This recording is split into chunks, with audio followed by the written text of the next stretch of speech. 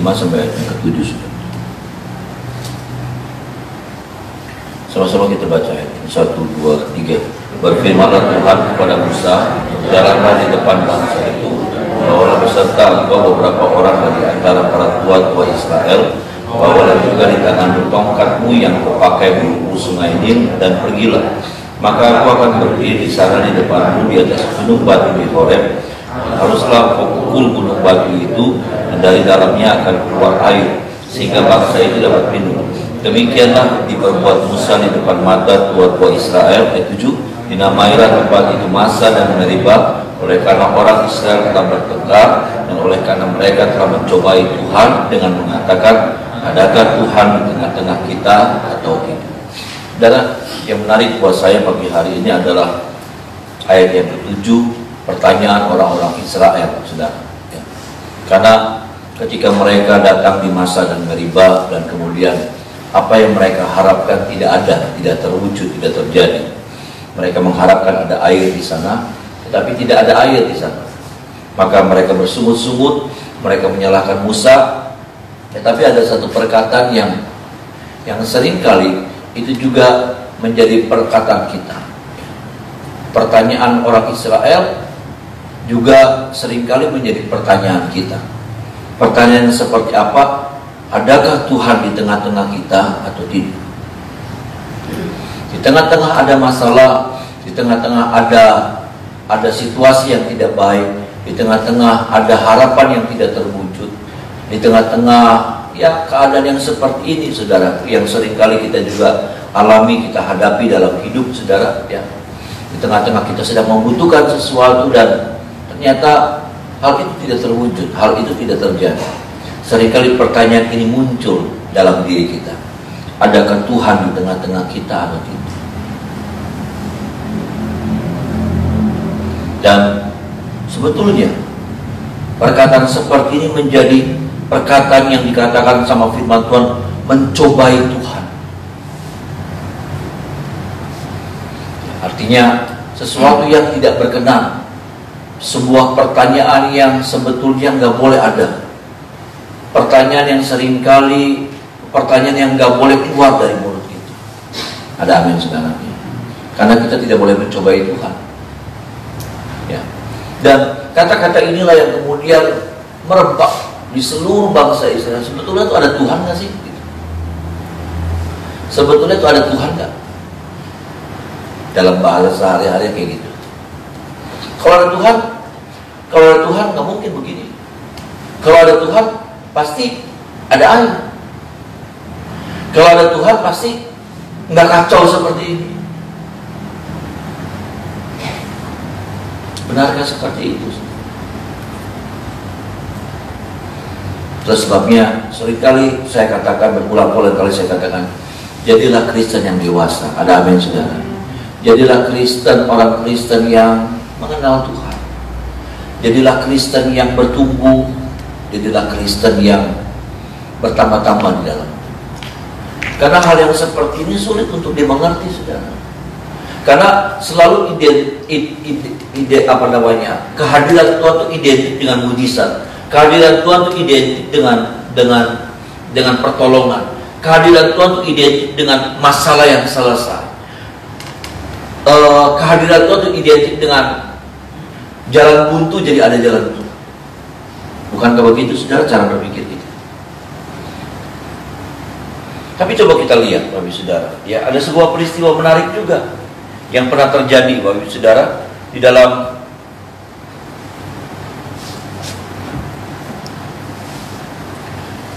Lukas pasalnya yang ke-7, Bapak Saudara.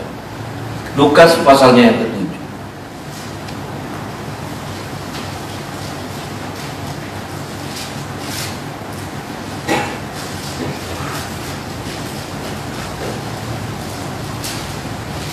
Ayat 18 sampai ayat yang ke-23. Lukas pasal yang ke-7 ayat 18 sampai 23. Lukas 7 ayat 18 sampai 23. Sama-sama kita baca ayat-ayat 1, 2, 3. Ketika Yohanes mendapat kabar tentang segala peristiwa dari murid-muridnya, ia memanggil 2 orang dari antaranya dan menyuruh mereka bertanya kepada Tuhan, engkaukah yang akan datang itu, atau haruskah kami menantikan seorang lain? Ketika kedua orang itu sampai kepada Yesus, mereka berkata, Yohanes Pembaptis menyuruh kami bertanya kepadamu, engkaukah yang akan datang itu, atau haruskah kami menantikan seorang lain? Pada saat itu Yesus menyembuhkan banyak orang dari penderitaan dan dari roh-roh jahat, dan ia mengaruniakan penglihatan kepada banyak orang buta. Dan Yesus menjawab mereka, pergilah dan katakanlah kepada Yohanes apa yang kamu lihat dan kamu dengar. Orang buta melihat, orang lumpuh berjalan, orang kusta menjadi tahir, orang tuli mendengar, orang mati dibangkitkan, dan kepada orang miskin diberitakan kabar baik. Dan berbahagialah orang yang tidak menjadi kecewa. Amin. Saudara, ini tadi kita lihat di dalam kitab Keluaran, ya, bagaimana orang-orang bertanya, ada Tuhan nggak sih di tengah-tengah kita? Tetapi kemudian yang lebih parah lagi, saudaraku, kalau kita melihat pertanyaan ini juga muncul dari seorang yang hebat, seorang yang bernama Yohanes Pembaptis. Ya.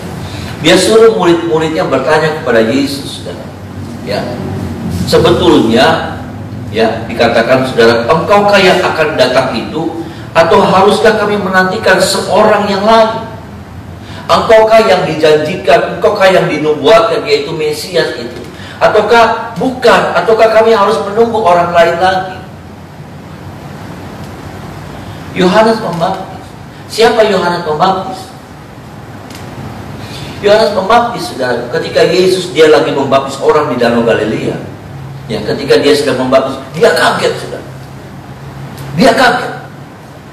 Dia nggak nyangka. Dia melihat satu sosok yang ingin dibaptis olehnya juga, yaitu Yesus. Dia kaget. Dia bilang, jangan. Aku nggak layak. Membuka tali kasutmu pun aku tidak layak. Dia tahu Roh Kudus yang ada dalam dirinya berkata, ini Mesias. Ada amin, saudara? Roh Kudus yang dalam dirinya itu sudah bilang, nih Mesias. Makanya waktu dia lihat Yesus turun dari air, turun ke dalam air mau dibaptis, dia bilang, jangan. Yesus bilang, nggak bisa. Kita harus mengenapi apa yang diperintahkan oleh Bapa. Dia nggak tahu ini siapa, tapi Roh Kudus sudah bilang sama Yohanes Pembaptis, ini Mesias.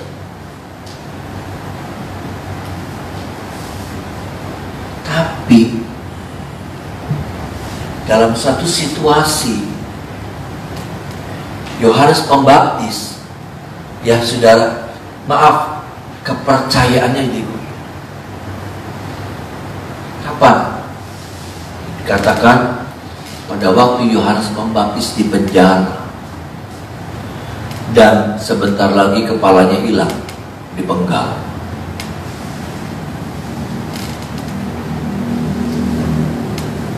Saudara, kita mau bilang begini, memang gak gampang. Gak gampang mempercayai Yesus di tengah-tengah situasi yang sukar, tidak. Ketika kita berharap dan pengharapan kita yang tidak terwujud seperti orang-orang Israel di masa dan Meribah, ya, mereka berharap, kenapa? Karena kemarin-kemarin begitu gampang mujizat terjadi. Kemarin-kemarin, saudaraku, mereka lihat sendiri dengan mata mereka, dan mereka mau ngalamin itu lagi, gitu, saudara. Yang instan-instan. Ada sih masalah waktu mereka ketemu sama di Mara, ya, Mara, saudara, ada air yang pahit, kan, sudah ingat, dibuang satu pohon, bukan batang pohon, bukan kayu, tetapi dikatakan, saudara, putri, bukan wood, ya, saudara, lempar, selesai, jadi manis itu air. Kemudian berapa langkah, berapa hari kemudian mereka berjalan, mereka ketemu sama yang namanya apa, saudara? 70 pohon korma dan 12 mata air, ya, saudara. Tetapi sekarang mereka menghadapi satu kenyataan bahwa kok kayak gini lagi tempat, dan tidak ada air. Jadi mereka tanya lagi, adakah apa namanya, saudaraku, adakah dia ada di tengah-tengah kita tuh? Adakah Tuhan hadir di tengah-tengah kita atau tidak? Yohanes Pembaptis waktu dia ada dalam penjara sendirian, Tidak ada kepastian. Dan suara-suara yang dia dengar, saudara, berita-berita yang dia dengar, kayaknya dia dipenggal.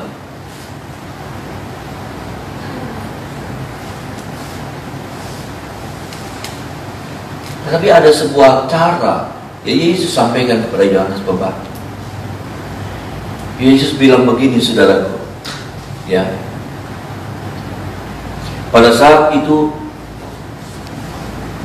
dan ayat 22, dan Yesus menjawab mereka, pergilah dan katakanlah kepada Yohanes apa yang kamu lihat dan kamu dengar.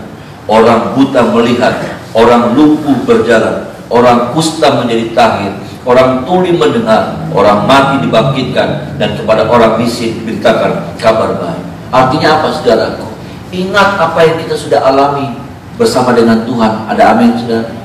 Ingat hari-hari yang lalu ketika kita berjalan bersama dengan Tuhan. Jangan lupakan itu. Itu harusnya menjadi memori yang kuat dalam diri kita. Kenapa memori yang kuat itu tertutup? Mengapa memori yang kuat itu seperti sebuah buku yang ditutup, saudara? Sampai kita lupa semua peristiwa-peristiwa yang sudah kita jalani. Bagaimana Tuhan menolong, bagaimana Tuhan menyembuhkan, bagaimana Tuhan memberkati, bagaimana kita menghadapi jalan buntu, lalu kemudian ada mujizat, jalan itu terbuka. Tuhan bukakan buat saya dan saudara. Ada apa yang saudara itu?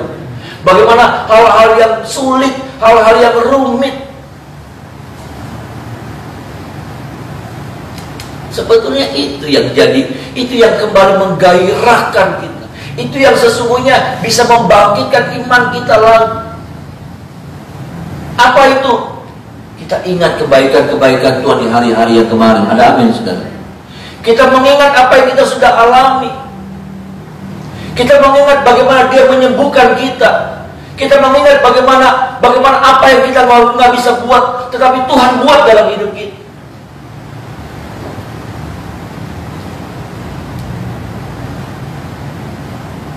Kalau urusan kepahitan aja, kayaknya nggak hilang di pikiran kita. Kalau urusan orang nyakitin kita aja, kayaknya nggak bisa hilang. Tiap saat ke bawah terus, keingat terus. Yang harusnya kita ingat kebaikan Tuhan. Ada amin, saudara? Yang harusnya kita ingat itu anugerah Tuhan yang melimpah dalam hidup kita. Karena yang lainnya Paulus bilang begini, sampah. Aku melupakan apa yang ada di belakangku. Apa itu? Semua peristiwa yang menyakitkan, mengecewakan, merugikan kita. Maaf, saya dan saudara harus berkata tegas pagi ini, semuanya itu sampah. Ada amin, saudara? Kenapa? Karena kalau yang itu yang kita ingat, nanti itu akan melemahkan iman saya dan saudara. Kalau yang kita ingat cuma orang bikin kecewa kita, orang bikin rugi kita, orang bikin sakit hati kita, kecewa kita, runtuh. Makanya Paulus ajar sama kita, apa yang ada di belakangku aku melupakan dan mengarahkan diriku pada apa yang ada di hadapanku. Kenapa? Karena apa yang ada di belakang kita aku anggap sampah. Masalahnya seringkali hal yang seperti itu kita nggak pernah anggap sampah. Kita bawa, kita genyeng terus. Sakit hati kita, kecewa kita.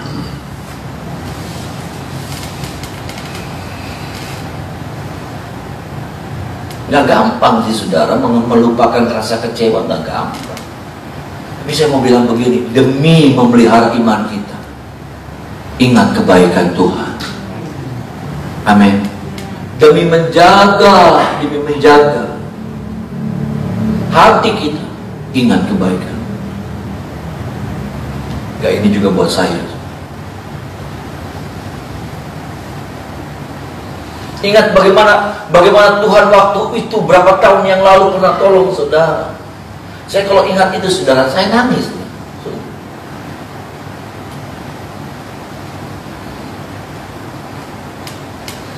Saya ingat waktu di Israel saya hilang paspor, hilang visa. Seringkali kita anggap habis itu ya, saudara, kita gampang ngelupain. Kayak itu sebuah peristiwa biasa. Itu peristiwa-peristiwa yang luar biasa yang Tuhan sudah buat dalam hidup saudara. Ada amin. Kalau Tuhan nggak tolong saudara dan saya, habis kita. Ngerti nggak kalau Tuhan nggak tolong kita, habis kita, lewat sudah kita, selesai.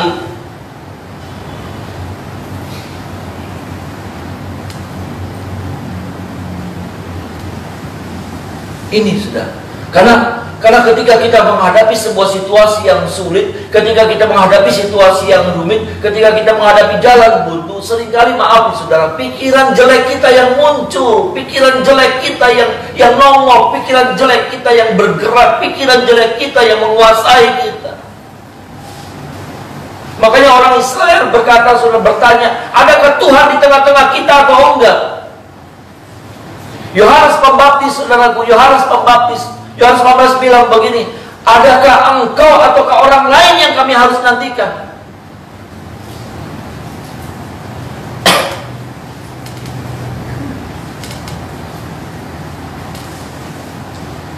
Pikiran jelek muncul. Makanya apa? Cara Tuhan ingatkan kita, cara Tuhan ingatkan Yohanes Pembaptis. Ingat semua yang sudah Yohanes lihat, Yohanes Pembaptis lihat. Apa yang kamu sudah dengar, apa yang kamu sudah lihat. Orang buta melihat katanya, orang mati dibangkitkan, yang lumpuh berjalan. Saya percaya di tengah-tengah kita semua, kita yang hadir, nggak ada orang yang belum ditolong, belum pernah ngalamin pertolongan Tuhan. Setiap kita sudah pernah ngalamin pertolongan Tuhan. Bahkan kalau saudara ingat, kalau saudara sadar, saya sadar, kita semua sadar, tiap hari kita dapat mujizat Tuhan. Apa yang saudara? Jantung kita masih jalan sampai hari ini, saudara. Saya suka ingat, saya suka berapa kali itu sudah kayak limbung gitu ya, saudara. Limbung gitu. Sudah tahu nggak ada orang yang limbung lalu mulai jatuh mati? Iya kan, saudara? Limbung kayak limbung gitu, ya. Nggak tahu jatuh mati. Berapa kali kita limbung urip baik sampai hari ini.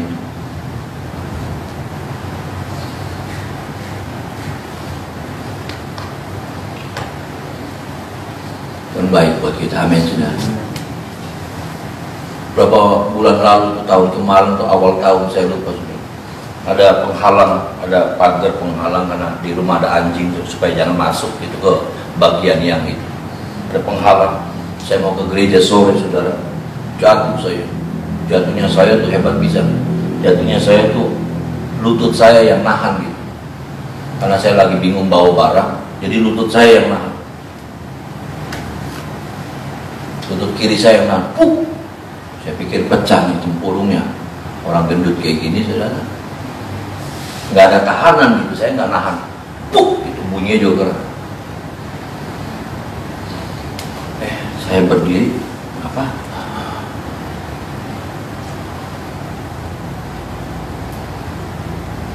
Enggak, saudara, bukan cuma saya. Tiap hari ngalamin mujizat Tuhan. Amin. Setiap hari. Jangan curang kita sama Tuhan. Jangan curang. Jangan bilang, enggak tuh, ayo. Nafas hidup kita Tuhan masih beri. Itu sebuah mujizat yang Tuhan masih beri sama saya dan saya. Jangan bilang untung. Jangan bilang nilainya diartikannya secara nominal. Nanti nominal saudara ini nggak ada artinya ketika jantung saudara terganggu. Nanti nominal saudara akan tidak ada artinya kalau apa saudara, fungsi hati saudara terganggu. Nanti nilai nominal uang itu jadi nggak ada artinya, saudara. Saudara mau habis-habisan perbaiki ginjal, saudara nggak bisa. Saudara mau habis-habisan jual rumah, jual tanah, keluarin semua tabungan, nggak ada artinya kalau ginjal saudara jantung saudara sudah terganggu. Iya dong, saudara. Nanti kita sadarnya bahwa kesehatan itu berarti kalau apa waktu kita sudah sakit. Kayaknya itu semuanya gratisan, semuanya kayak memang enggak. Jantung masih bisa berdetak, semuanya masih bagus karena Tuhan yang pelihara saya dan saudara. Berlebihankah? Enggak. Nanti kita sadarnya, kita akan dikagetkan kalau sudah ada ini di tumor. Kalau sudah ada apa? Kalau sudah ada cancer dalam nama Yesus nggak ada ya saudara. Amin saudara. Udah tuh habis.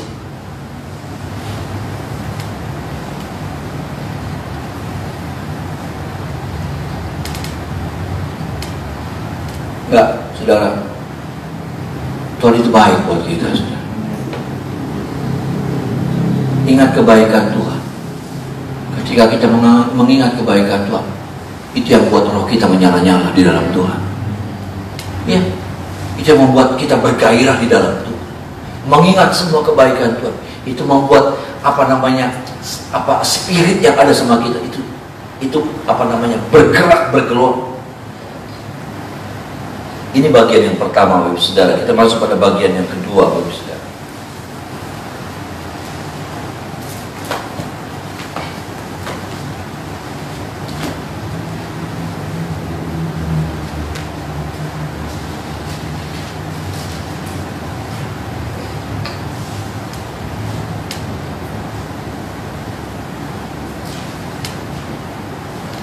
Kita lihat saudara kepada ayat yang ke 10, Bapak Saudara.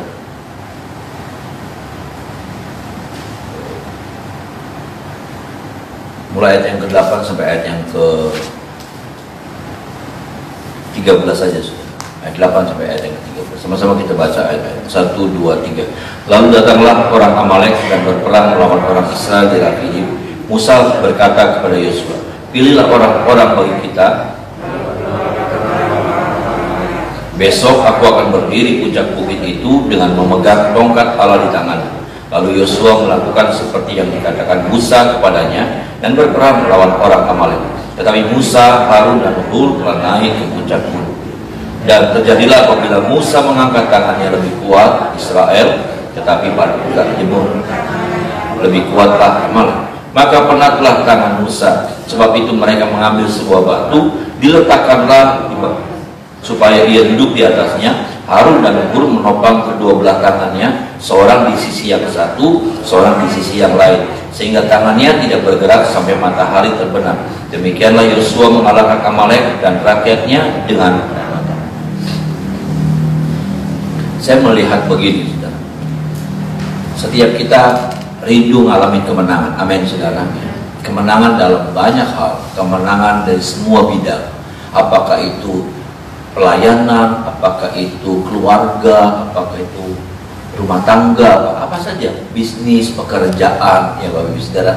Dan yang saya temukan, Bapak Ibu Saudara, yang saya temukan bahwa ternyata kemenangan itu nggak bisa ditentukan oleh satu orang. Itu yang harus kita sadar. Kemenangan itu nggak bisa ditentukan oleh satu orang. Orang Israel, bangsa Israel itu punya orang hebat. Siapa saudara? Musa. Orang Israel itu berbangga, punya orang hebat, punya orang luar biasa, punya orang spesial, apalah julukannya sudah. Pokoknya mereka punya Musa, orang yang luar biasa. Tetapi yang saya lihat ternyata untuk merebut, untuk ngalamin, untuk mendapatkan kemenangan, ternyata itu bukan kuncinya sama Musa. Ini yang saya dan saudara harus mengerti.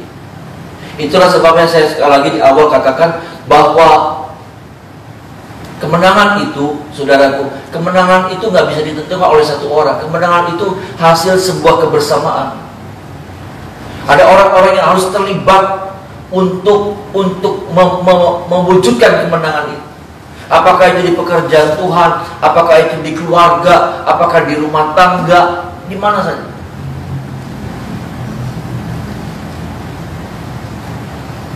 Artinya saudaraku, di sini juga nggak ada tuh kesombongan. Nggak boleh orang jadi sombong karena kemenangan. Kenapa? Karena sebetulnya kemenangan itu hasil dari keroyokan orang, hasil dari usaha beberapa orang. Ada Musa, ada Harun, ada Hur. Ya saudara, nggak cukup sampai di situ, saudaraku. Ada Yosua, nggak cukup sampai di situ. Ada 12 suku Israel yang maju berperang. Orang-orang semua terlibat. orang-orang nggak ada yang jadi penonton. Orang-orang nggak karena gini, kekalahannya Israel itu bukan cuma kekalahannya Musa, tetapi kekalahannya Musa itu kekalahannya Israel. Kekalahannya Israel itu kekalahan semua orang Israel. Musanya, Harunnya, Hurnya. Artinya saya mau bilang begini juga saudaraku, boleh saya bilang begini, kekalahannya Fidel, ya saudara, kekalahannya Fidel itu bukan cuma kekalahannya saya kalau sampai ini pekerjaan hancur, saudara. Ini bukan cuma kehancurannya saya, tapi ini kehancuran semua. Tapi kalau kemenangannya Fidel, kalau Fidel diberkati, itu juga berkat buat kita semua. Bisa bilang amin, saudara. Sama, saudara. Rumah tangga kita, kalau bisnis, makanya bakal ada banyak orang-orang yang jadi penonton gitu, ngerasa ya itu baik namanya. Padahal kalau kemenangan satu tempat, sesuatu, itu kemenangan untuk semua orang yang ada di dalamnya. Iya sudah. Tapi kalau itu kalah, itu kekalahan juga buat semua orang yang ada di dalamnya. Artinya jangan ada orang yang berdiam. Sama dalam rumah tangga itu sudah. Artinya begini, saya mau bilang begini, kalau suami kerja, jangan cuma ngandelin suami yang kerja, istri juga harus terlibat. Enggak terus yang ngerecokin, bukan ngerecokin begitu, tetapi engkau bisa berdoa di rumah supaya berkat turun sepanjang hari ini buat suamimu yang lagi bekerja bertugas. Ada amin, saudara? Itu anak-anak juga disuruh berdoa supaya papanya yang lagi tugas, papanya yang berbisnis, supaya papanya juga diberikan kemenangan sama Tuhan. Artinya gini, nggak boleh papa. Bagian kita masak. Sekarang kalau suamimu hancur usahanya, bukan ke istri anak-anak juga menderita? Hah? Iya kan, saudara? Kalau suamimu gagal, suamimu ditipu, suamimu salah investasi, suamimu bangkrut, terus istri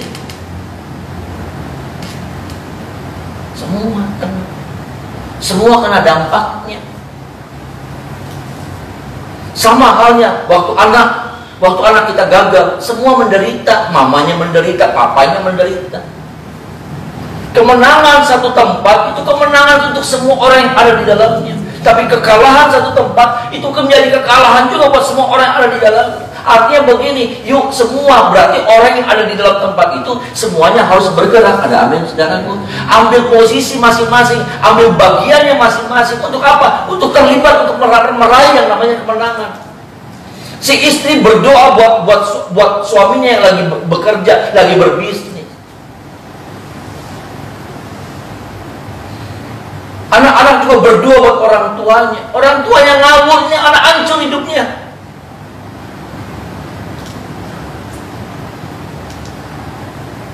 Sama halnya saudaraku, kita juga harus bergerak mendukung anak-anak kita. Ini buat keluarga nih, buat rumah tangga. Tapi sama, saya mau bilang, dalam pekerjaan Tuhan juga sama. Kalau ada orang-orang yang cuma berdiam, cuma nonton, saudaraku, saya cuma bilang begini, kalau sampai ada apa-apa di sini, ya kita sih berdoa nggak ada apa-apa sih, saudara. Kita berdoa pekerjaan Tuhan ini semakin diberkati, ada amin. Tapi kalau sampai ada apa-apa, tahukah saudara, dampaknya juga buat orang-orang semua yang ada di dalamnya. Tapi saya percaya juga kalau pekerjaan Tuhan ini diberkati, dampaknya juga buat semua orang-orang jemaat yang ada di dalamnya, ada amin, saudara. Orang-orang juga bisa mengalami berkat Tuhan itu juga. Bukan cuma saya yang mengalami, tapi setiap kita mengalami. Seperti bangsa Israel menang, Musa bersorak, tapi bukan cuma Musa yang bersorak, enggak. Harun bersorak, cuma Harun. Hur bersorak, cuma Hur. Semua rakyat Israel bersorak. Artinya gini, saudaraku, kalau sorak itu ada di tengah-tengah kita, maka semua kita nggak boleh ada yang diem.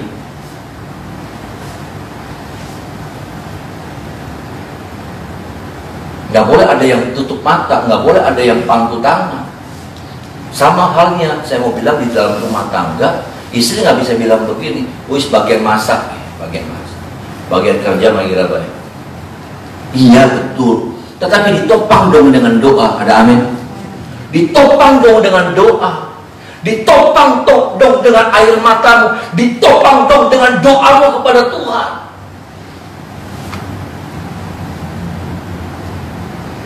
Ini nih saudara, jadi nggak ada yang diem.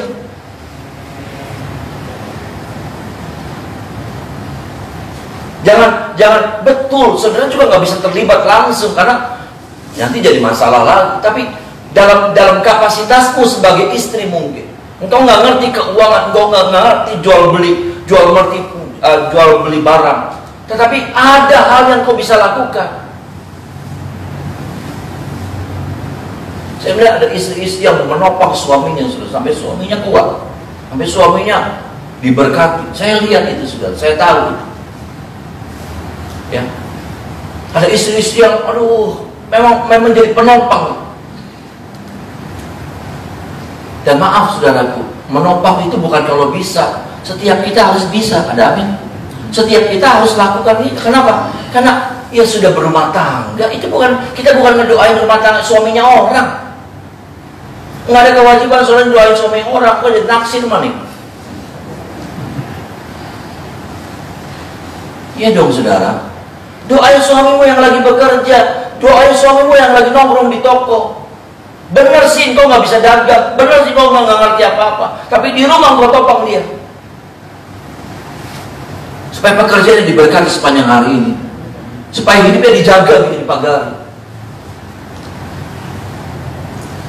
Kerjanya cuma bisa aja macam-macam ya, aja macam-macam, aja larak diri, aja keseresian dari uang. Bisa ngancem. Bisa aja keganjenan. Bisa nyurigain, suami berangkat pakai parfum, wangi-wangi naman sih. Astaga. Suami pakai body lotion, apa-apaan kin. Jadi panjang urusan itu. Suami kalau kerja sudah nggak nyaman, dicurigain, didoain.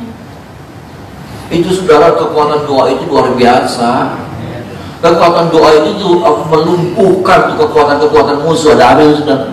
Kekuatan kau nggak bisa jaga suami, kau nggak bisa jaga. Sama halnya kita pakai sama corona. Suami saudara keluar tuh ketemu sama banyak corona. Maksudnya corona dan koroni. Lah saudara. Iya, apalagi dengan segala gadget yang luar biasa. Tapi Tuhan yang jaga kita. Amin. Tuhan yang jaga, Tuhan yang pagari itu, Tuhan yang bikin kayak gimana gitu. Terasa takut akan Tuhan untuk menguasai. Makanya jangan diem, makanya jangan cuma melongo, makanya jangan cuma drakor.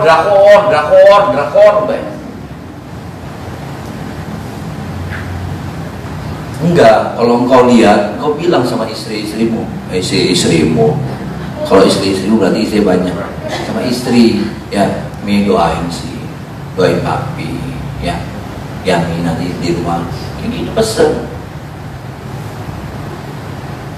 Amin saudara. Enggak, maksud saya, ternyata saya baru tahu nih saudara, ternyata kemenangan tuh nggak bisa hasil dari satu orang yang hebat. Nggak bisa, sudah bisa bilang tenang be anak Adam, tenang. Oh nggak bisa, hancur. Oh tenang be ada Harun, hancur. Oh tenang be ada Yosua yang hebat dalam peperangan hebat, hancur. Semua harus terlibat. Ada amin saudara. Semua harus terlibat, semua harus ambil perannya gitu. Walaupun nggak banyak kita, cuma berdoa, tapi peran itu luar biasa. Karena ketika Harun dan Hur nopang Musa, kemenangan terjadi. Ada amin saudara.